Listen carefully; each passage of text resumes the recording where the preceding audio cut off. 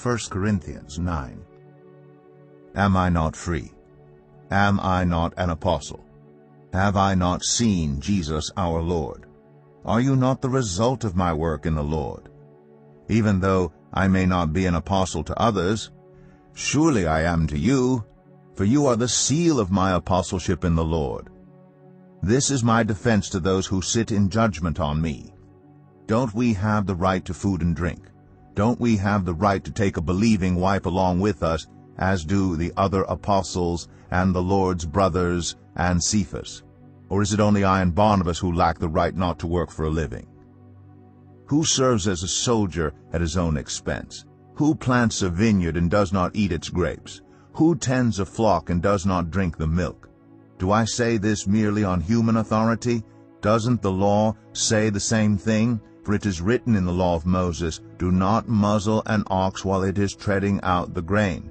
Is it about oxen that God is concerned? Surely he says this for us, doesn't he? Yes, this was written for us, because whoever plows and threshes should be able to do so in the hope of sharing in the harvest. If we have sown spiritual seed among you, is it too much if we reap a material harvest from you? If others have this right of support from you, shouldn't we have it all the more? But we did not use this right. On the contrary, we put up with anything rather than hinder the gospel of Christ.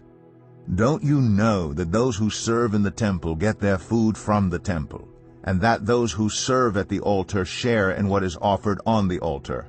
In the same way, the Lord has commanded that those who preach the gospel should receive their living from the gospel.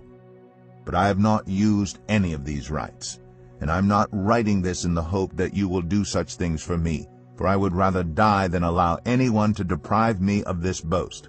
For when I preach the gospel, I cannot boast, since I am compelled to preach. Woe to me if I do not preach the gospel. If I preach voluntarily, I have a reward. If not voluntarily, I am simply discharging the trust committed to me. What then is my reward?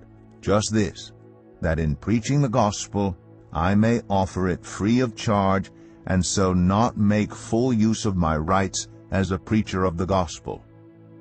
Though I am free and belong to no one, I have made myself a slave to everyone, to win as many as possible.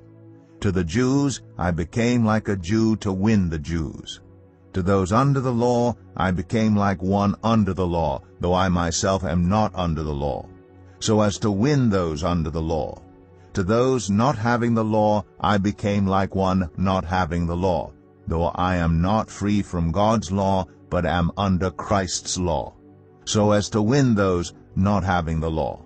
To the weak I became weak, to win the weak. I have become all things to all people, so that by all possible means I might save some. I do all this for the sake of the gospel, that I may share in its blessings. Do you not know that in a race all the runners run, but only one gets the prize? Run in such a way as to get the prize. Everyone who competes in the games goes into strict training. They do it to get a crown that will not last, but we do it to get a crown that will last forever. Therefore, I do not run like someone running aimlessly. I do not fight like a boxer beating the air. No, I strike a blow to my body and make it my slave, so that after I have preached to others, I myself will not be disqualified for the prize.